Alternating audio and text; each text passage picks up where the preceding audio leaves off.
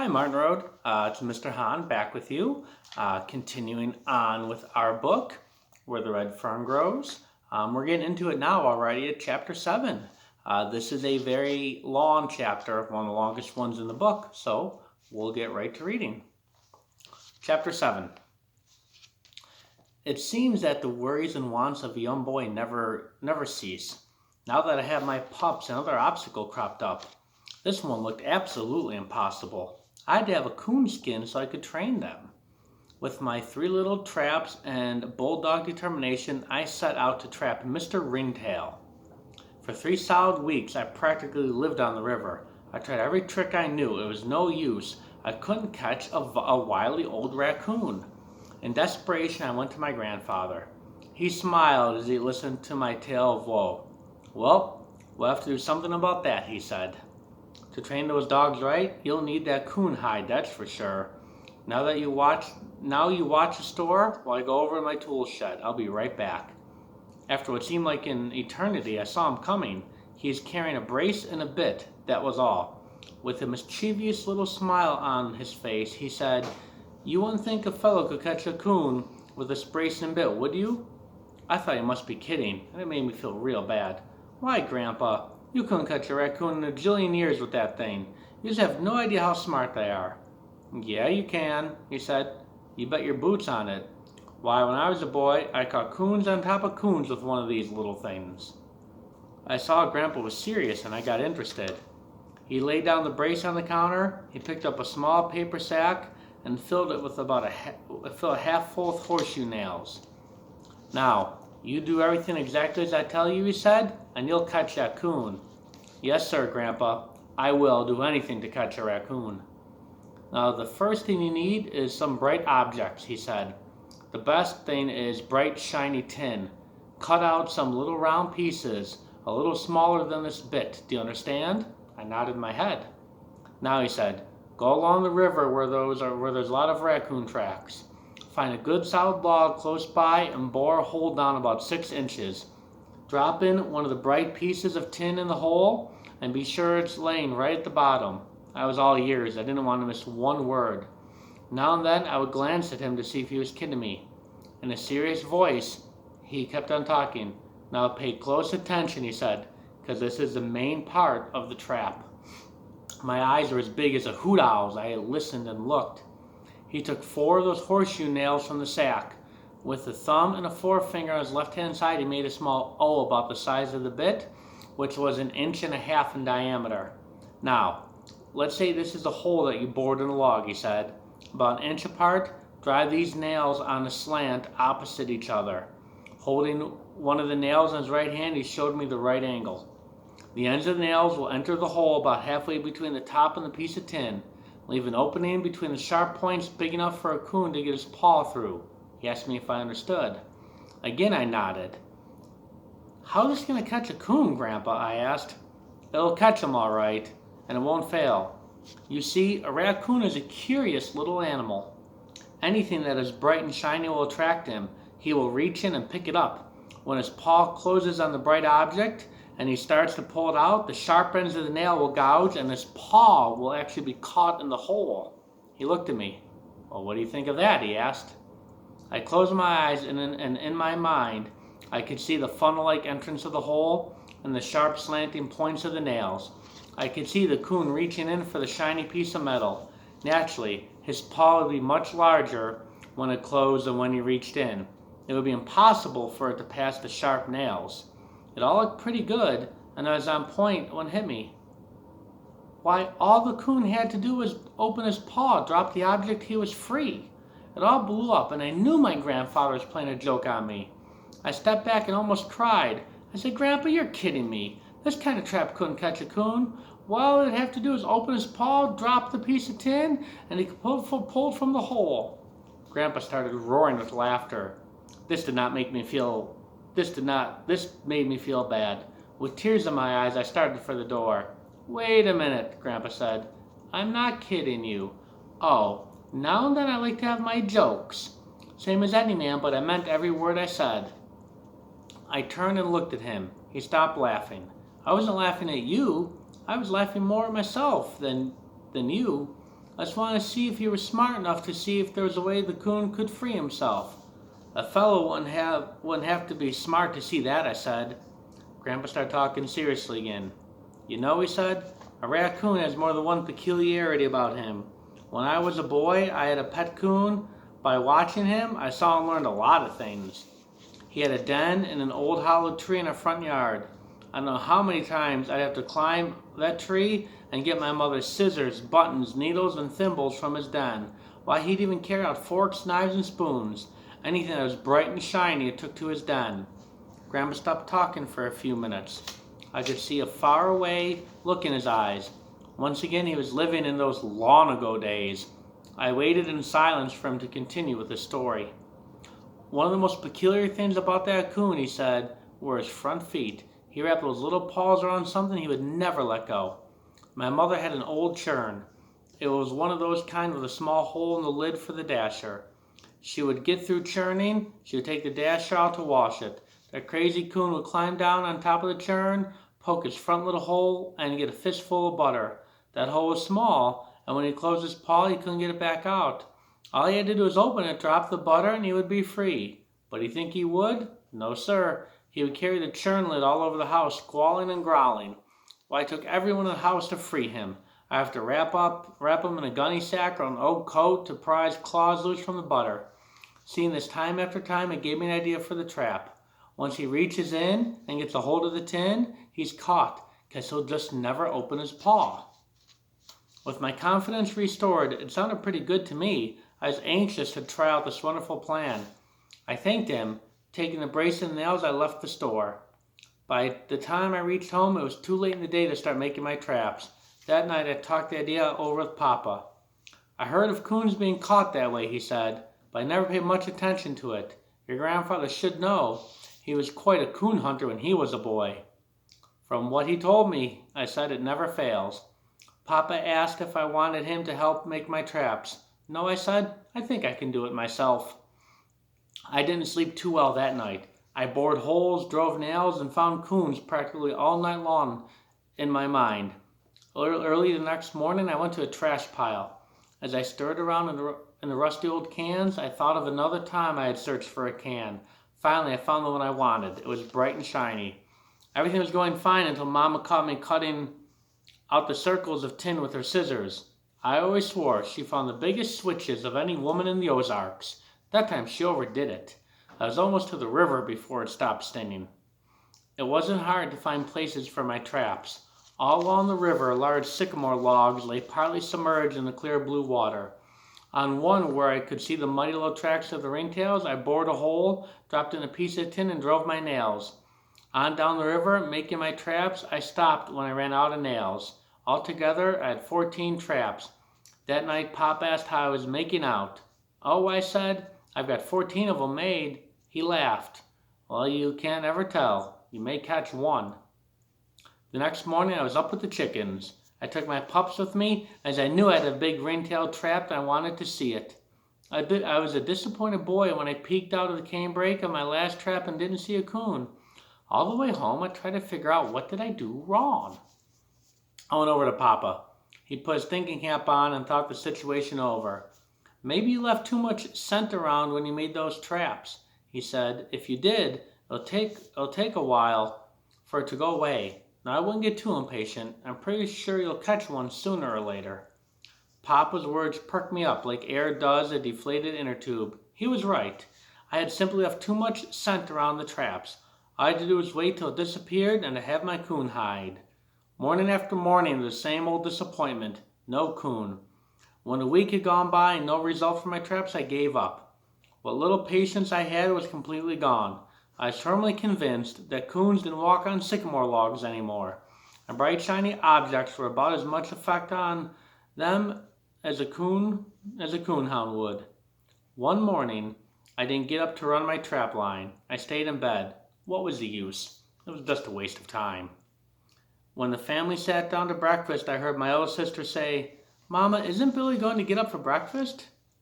Why is he in his room, Mama asked. I didn't know. I thought he was down looking at the traps. I heard Papa say, I'll go wake him. He came to the door and said, "You better get up, Billy. Breakfast is ready." "I don't want any breakfast," I said. "I'm not hungry." Papa took one look at me and saw I had a bad case of the ringtail blues. He came over and sat on the bed. "What's the matter?" he said. "Having coon trouble?" "Grandpa lied to me, Papa. I should have known better. Whoever heard of anyone catching a coon with a brace and a few horseshoe nails?" "I wouldn't say that," Papa said. "I don't think your grandpa deliberately lied to you. Besides, I've heard of coons being caught that way." "Well, I don't think I did anything wrong," I said. "I did everything exactly as he said. I haven't caught one yet." "I still think it's the scent," Papa said. "You know, someone told me it takes about a week for the scent to die away." "How long has it been since you made your traps?" "It's been over a week," I said. "Well, the way I figure, it's about time for you to catch one." "Yes, sir. Wouldn't be surprised if you came in with one any day now." After Papa left the room, I lay thinking about what he had said. Any day now. I got up and hurried into my clothes. As soon as I finished with breakfast, I called my pups and lit out for the river. The first trap was empty. So was the second. That old feeling of doubt came over me. I thought, it's no use. I'll never catch one. On my way to the third trap, I had to walk through a thick stand of wild cane. It was tough going, and my pups started whimpering. I stopped and picked them up. "We'll be out of this in a few minutes," I said, "and then you'll be all right." I came plowing out of the matted mess, went right on the trap. Before I realized it, I was met by a loud squall. I was so surprised I dropped the pups. There he was, my first coon. He was all humped up on a sycamore log, growling and showing his teeth. He kept jerking his front paw, which was jammed deep in the hole I had bored. He was trapped by his own curiosity. I couldn't move, but I felt like my wind had been cut off. I kept hearing a noise, and I couldn't make out what it was. The movement of the boy pup shook me from my trance. The unidentified sound was his bawling. He was trying to climb up on the log to get to the raccoon. I yelled at him and darted to get hold of his collar. On seeing my movement, the coon let out another squall. It scared me half to death. I froze in my tracks and started yelling to the pup. The girl pup worked around behind the coon and climbed up on the log. I screamed at her, but she paid no attention to me. Digging his sharp little claws in the bark, the boy pup made it to the top. He wouldn't hesitate. Straight down the sycamore log he charged. With his teeth bared, the coon waited. When my pup was about 2 feet from him, he made a lunge. The coon just seemed to pull my pup under his stomach and went to work with tooth and claw. The girl pup saved him. Like a cat in a corn crib, she sneaked in from behind and sank her needle-sharp teeth into the coon's back. It was too much for old Rennie. He turned the boy pup loose, turned around, and slapped her clear off the log. She came running to me, yelping her head off. I grabbed her up in my arms and looked for the boy pup. When the coon had turned him loose, he fell too from the log. He's trying to get back to the coon. I darted in and grabbed him by his hind leg. With a pup under each arm and was running as fast as I could, I lit out for the house. Coming out of the bottoms into a fresh plowed field, I set the pups down so I could get a little more speed. I started yelling as soon as I came to the sight of the house. Mama came flying out with the sisters right behind her. Papa was out in the barn harnessing his team. Mama yelled something to him about a snake. He dropped the harness, jumped over the rail fence, and in a long lope started for me. Mama reached me first. She grabbed me and shouted, "Where did it bite you?" "Bite me?" I said. "Mama, I'm not bit. I've got him, Mama. I've got him." "Got what?" Mama asked. "A big coon, the biggest one in the river bottoms. He's this big, Mama." I circled my arms as big as a 20-gallon keg. Mama just groaned way down deep and covered her face with her hands. Some big tears squeezed out between her fingers, almost in a whimper. She heard, "Thank God. I thought you were snake bitten." My sister, seeing Mama crying, puckered up and started bawling. "He needs a whipping," the oldest one said. "That's what he needs, scaring Mama that way." Something busted loose inside of me, and I cried a little too. "I didn't mean to scare Mama," I sniffled. "I just want everybody to know I caught a raccoon." Up until this time, Papa hadn't said a word. He just stood there. "Here now," he said. "We'll have none of this crying. He didn't mean to scare anyone." Taking his handkerchief from his pocket, he stepped over to Mama. He put his arm around her and started drying her eyes. Mama poked her head around him and glared at me. "Billy Coleman, if you ever scare me like that again, I'll take a switch and wear you to a frazzle." This hurt my feelings, and I really did get tuned up. Everyone's mad at me, I said. I haven't done anything but catch the biggest raccoon on the river. Mama came over. I'm sorry, she said. I didn't mean to be cross, but you scared me.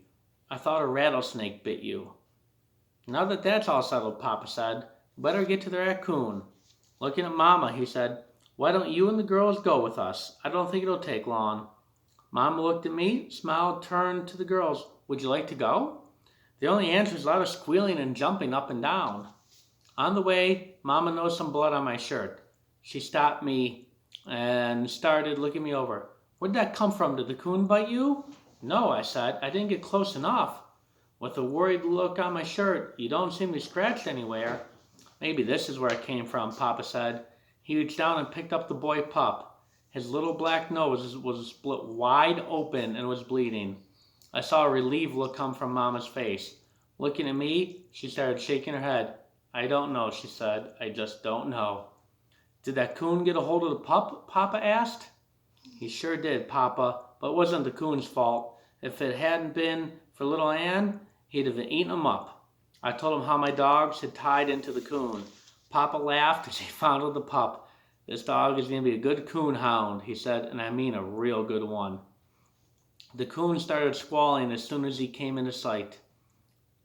My goodness, Mama said. You wouldn't think anything so small would be so vicious. Papa picked up a club. Now everyone stand back and out of the way. It won't take long. My pups were wanting to get to the coon so badly that they were hard to hold. I had to squeeze them up tight to keep them from jumping on my arms. My sisters, with eyes as big as blue marbles, got behind Mama and peeked around her. Papa whacked the coon good across the head. He let a loud squall, growled and showed his teeth. He tried hard to get to Papa, but the trap held him. The girls buried their faces in Mama's dress and started bawling. Mama turned her back to the fight. I heard her say, wish we hadn't come. Poor thing. Papa whacked him again, and it was all over. It was too much for Mama and the girls. They left. I heard the cane rattling as they ran for the house. As the coon was killed, I walked over. Papa was trying to get the coon's paw from the trap. He couldn't do it. Taking a pair of pliers from his pocket, he said, it's a good thing I had these pliers or we would have cut his foot off. After Papa pulled the nails, he lifted the coon's paw from the hole. There, clamped firmly in them, was a bright piece of tin. In a low voice, Papa said, well, I'll be. All he had to do was open up and he was free, but he wouldn't do it. Your grandfather was right.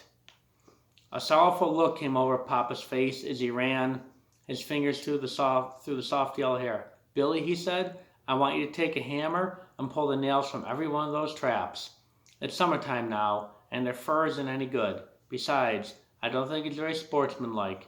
The coon doesn't have a chance. It's all right this time. You needed this one. But from now on, I want you to catch raccoons with your dogs. That way they have a 50-50 chance. I will, Papa, I said. That's what I intended to do. While we were skinning the coon, Papa asked me when I was going to start training my dogs. I don't know, I said. Do you think they're a little too young? I don't think so. I've heard the younger the better. Well, in that case, I said, I'll start tomorrow. With the help of my oldest sister, we started giving my pups their first lessons. She would hold their collars while I made trails with the hide for them to follow. I'd climb trees, lean out over the river, jump into the water, swim to the other side, make trails up and down the bank.